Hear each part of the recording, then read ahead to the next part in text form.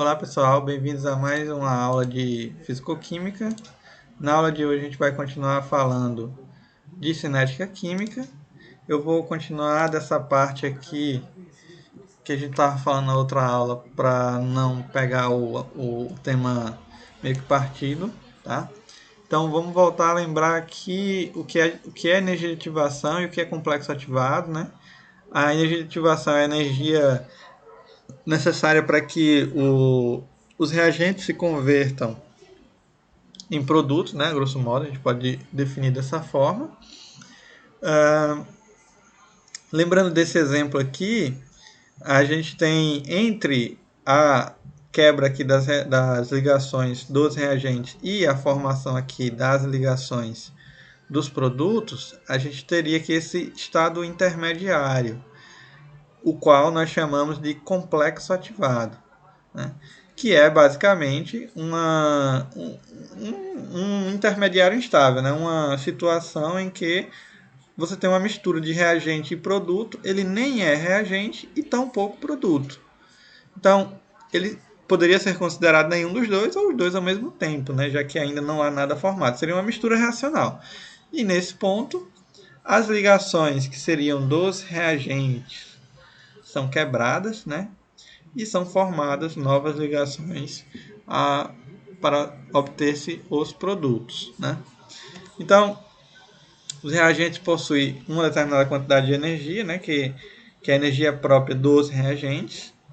E supondo que essa energia necessária para que a reação tenha início seja uma energia E, a reação, a energia de ativação, ela vai ser a energia necessária menos a energia dos reagentes, né? Então, se eu tiver energia mínima aqui, né, eu vou conseguir suprir a energia dos reagentes para que a reação ocorra. Daí a gente fez esse exemplo aí, que eu vou passar porque já está resolvido, a gente já resolveu na outra aula. E aí a gente, falando agora de reações endotérmicas e reações exotérmicas. Vejam que é o mesmo tema que a gente já trabalhou na parte de termoquímica, né, de termodinâmica, tratando de reações endo e exotérmicas. Lembrem que reação endotérmica é aquele tipo de reação que ocorre quando há absorção de energia na forma de calor. E a reação exotérmica é aquela que ocorre quando há liberação de energia na forma de calor. Então, os produtos de uma reação química, eles possuem certa quantidade de energia, né? Energia própria dos produtos, da mesma forma que os reagentes possuem a sua energia própria, certo? Quando o complexo ativado se rearranja para formar os produtos, ocorre sempre uma liberação de energia que pode ser calculada pela diferença entre a energia e a energia própria dos produtos. Então, sabendo que esse processo ocorre, se a diferença da energia e a energia própria dos produtos for maior do que a energia de ativação, a reação será exotérmica. Ó, energia, essa diferença aqui, energia própria dos produtos maior que energia de ativação, reação exotérmica.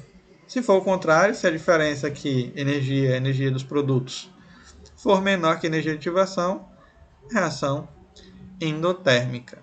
A gente consegue também descrever isso aí na forma de um gráfico. Então, veja só, eu tenho aqui dois gráficos, né? Um de uma reação exotérmica, outro de uma reação endotérmica. O que está acontecendo aqui? Vamos lá, vamos analisar esse gráfico para a gente perceber quais os processos que a gente pode tirar desse sistema aqui. Então, primeiro, vamos saber que a reação é uma reação de hidrogênio e cloro para que haja formação de HCl, certo? E dá para perceber aqui, ó, que o ΔH da reação é menos 44,2, portanto, a reação é exotérmica, ok? Numa reação exotérmica, veja, eu tenho aqui a energia própria dos reagentes, eu tenho aqui a energia própria dos produtos, ó, tá aqui na legenda, tá? Eu tenho aqui o complexo ativado, certo? Aqui, essa diferença de energia a gente chama de energia de ativação. E se a gente tiver essa diferença aqui, ó, energia, que é isso aqui, menos energia dos produtos, se isso aqui for maior que a energia de ativação, aí a reação vai ser exotérmica, tá? Então, se a gente pegar tudo isso aqui, ó, se a gente considerar que a energia de ativação mede só daqui para cá, se a gente comparar essa distância aqui, deixa eu marcar aqui. Se a gente comparar essa distância aqui que eu estou marcando em vermelho com uma distância agora que eu vou marcar em azul, veja, se a gente comparar essas duas distâncias, obviamente que a que está em azul é maior, né? A gente percebe claramente isso. Então, se a gente pegar isso aqui menos isso, né? Menos isso, fizer essa diferença, a gente vai ter um valor maior do que isso aqui, né? Ou seja, é maior do que a energia de ativação, a reação é exotérmica. Quando ocorre um processo inverso, veja só, aqui eu tenho energia própria dos reagentes, energia própria dos produtos, energia de ativação, certo? E aí o que a gente faz? Veja só, a reação começa aqui, aqui eu tenho energia de ativação e aqui eu tenho a formação dos produtos com complexo ativado aqui. Se a gente for comparar agora, vamos lá, deixa eu marcar. Deixa eu marcar aqui. Aqui. Então aqui, ó, em vermelho tem a energia, tá?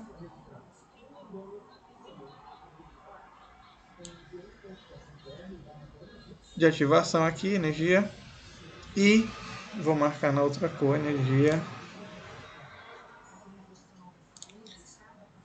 Aqui, ó. Energia dos produtos, tá? Então, se a gente fizer a diferença, a gente vai ter que isso aqui vai ser menor do que a energia de ativação, certo? Por quê? Porque a energia de ativação é isso tudo aqui, ó. É o que precisa, é o que é necessário sair do reagente para chegar no produto. Enquanto que essa energia aqui é a diferença entre a energia própria dos produtos e a energia e a energia normal, a energia da reação, tá? Então, por conta disso, veja que o valor aqui do ΔH é positivo, portanto a reação é endotérmica, certo? Então, reação... outra coisa.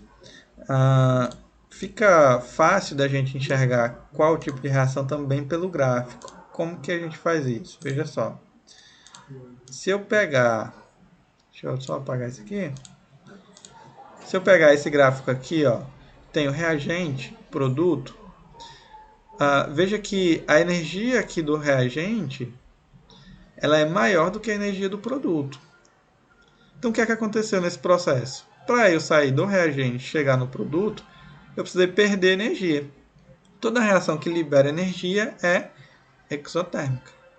E aqui é o contrário. Para chegar no produto, eu precisei ganhar energia. Estava aqui, cheguei aqui, ganhei energia. Toda reação que absorve energia é endotérmica. Então a gente tem aí essa diferença na forma do gráfico também. Tá? Então agora a gente vai ver a energia de ativação e a taxa de desenvolvimento da reação. A energia de ativação representa um obstáculo, né?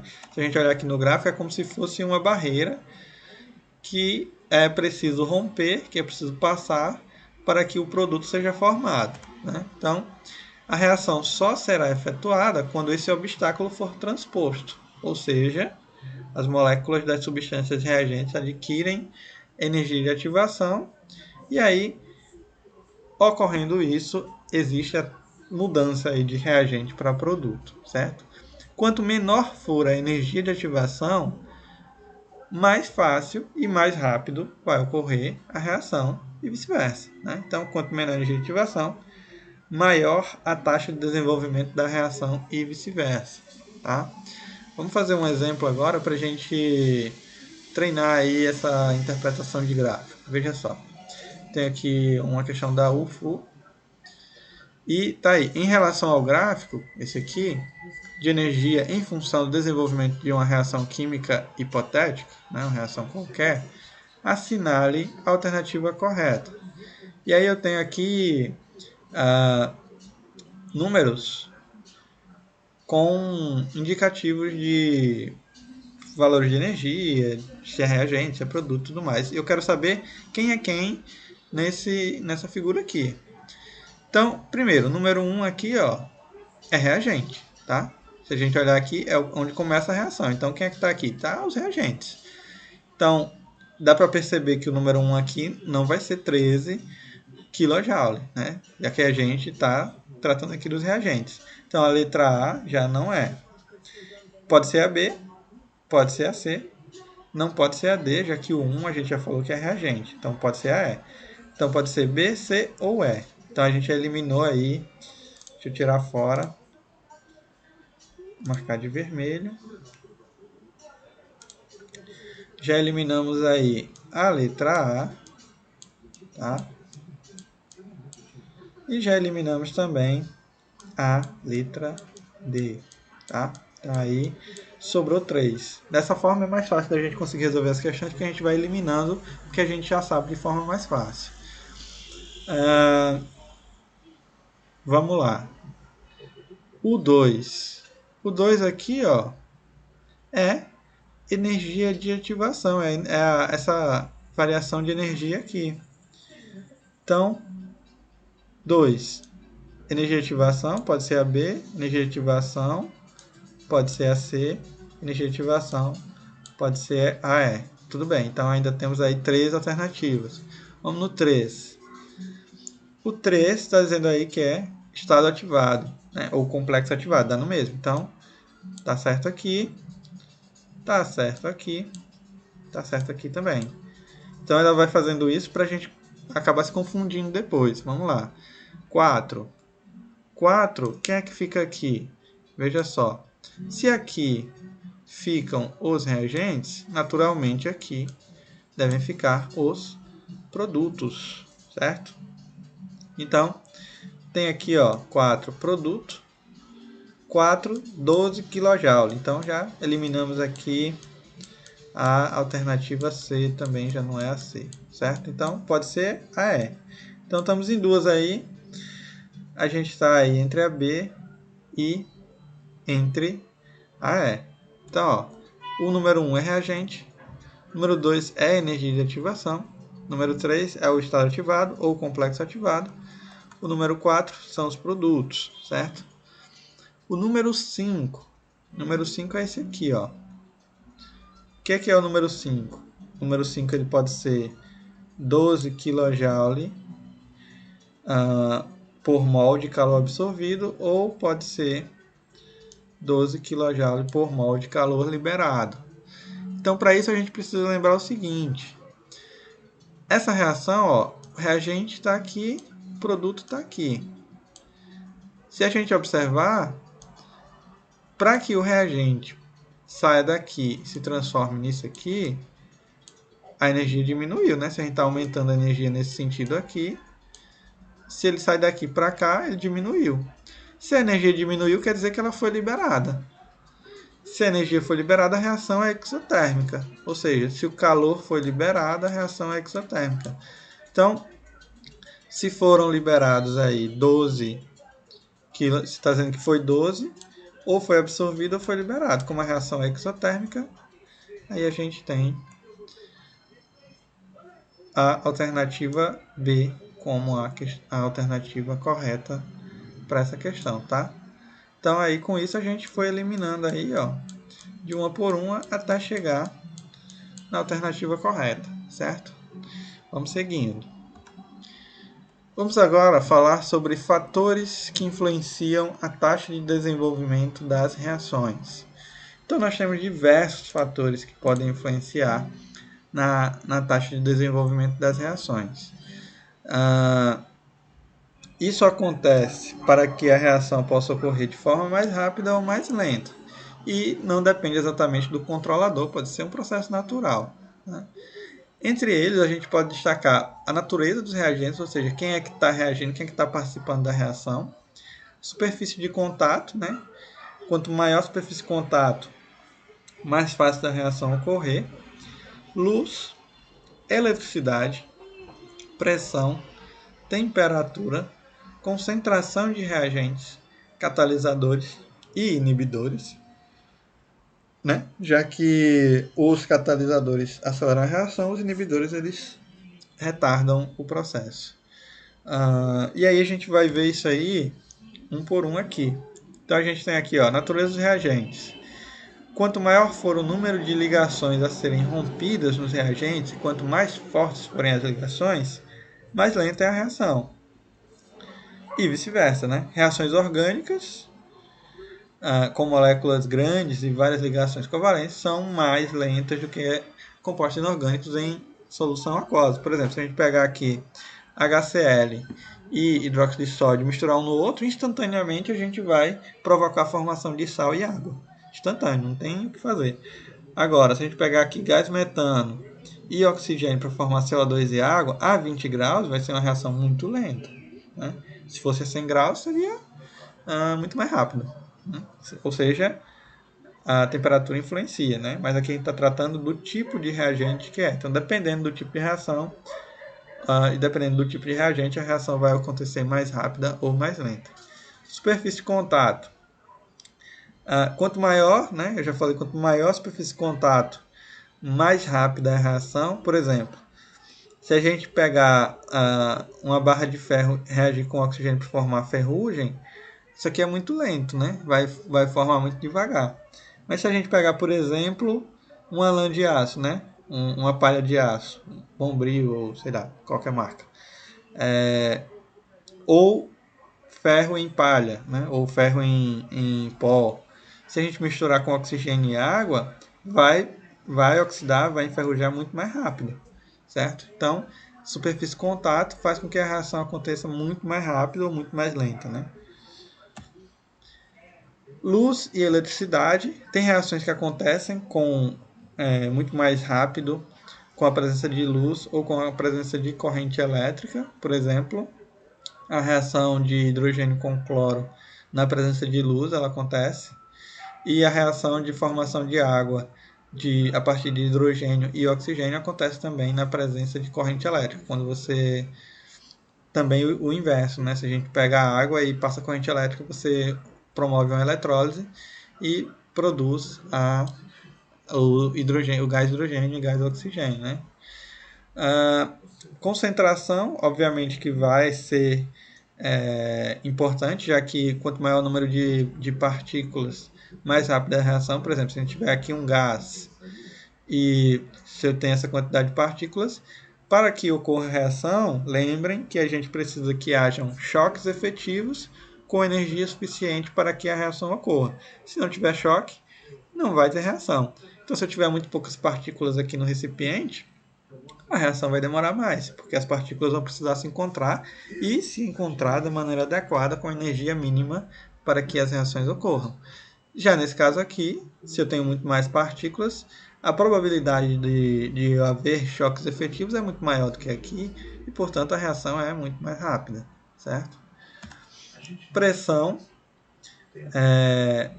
No caso da pressão, quando eu tenho uma pressão maior, a reação é mais rápida, justamente por o mesmo fator que eu tenho aqui. A quantidade de choques efetivos que ocorrem aqui é muito maior do que a que ocorre nesse aqui. Então, portanto, essa reação é mais lenta do que essa.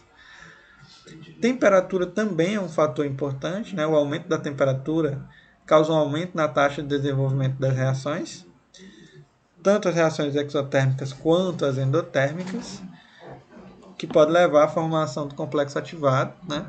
Por exemplo, um exemplo claro disso, quando a gente aumenta a temperatura, aumenta também a pressão em um recipiente fechado como esse. Um exemplo disso é a panela de pressão, que a gente usa para cozinhar certos tipos de alimentos para economizar tempo e gás, né? Então, você aumenta a temperatura, você aumenta a velocidade dos processos. Nós temos também catalisadores, que a gente vai ver em seguida. Os catalisadores, eles são substâncias que eles aceleram a reação, eles diminuem a energia de ativação, né? E são muito importantes em alguns processos químicos, por exemplo, canos de escape de veículos usam catalisadores para converter alguns tipos de gases que são tóxicos e iriam para a atmosfera. Nós temos também os inibidores, a gente vai falar com mais detalhe dos catalisadores logo em seguida. Os inibidores, como o próprio nome diz, ele inibe, ou seja, ele evita que um processo aconteça ou diminui a velocidade desse processo. Por exemplo, se a gente tem um portão de ferro, a gente não quer que ele enferruje, não quer que ele oxide. O que você faz? Pinta ele, né? O que a pintura é? Basicamente um inibidor. Ela evita que o ferro entre em contato com a água e o ar da atmosfera para que ocorra a ferrugem, né? As reações, quando a gente compra alimentos no mercado enlatados ou de qualquer outro tipo, por exemplo, um bolo pronto, uma coisa assim, existem ali adicionados àquele produto um conservante, né? Para que ele serve? Para diminuir as reações que acontecem no processo. Fazendo isso, você vai estar inibindo o processo de decomposição do alimento e aí você tem um prazo de validade muito maior, certo? Então vamos seguindo agora, a gente vai falar de catalisadores, né? O catalisador, ele é uma substância que participa da formação do complexo ativado, ou seja, os catalisadores eles participam da reação, né? Eles fazem com que os reagentes possam se transformar em produtos, só que ele diminui a energia de ativação, ou seja, a energia de ativação fica bem menor, fazendo com que o processo seja muito mais rápido e gaste menos energia. Ele não participa dos produtos, certo? Então ele entra nos reagentes, ele participa do processo e depois ele sai. Ele sai separado, ele não participa da formação do produto, ele não é um produto, certo? Ele pode ser, inclusive, recuperado no final. Daí é que tem a importância dos catalisadores, porque eles são utilizados e depois você pode, muitas vezes, reutilizar esse tipo de substância, certo? Então, todo catalisador possui em comum as seguintes características.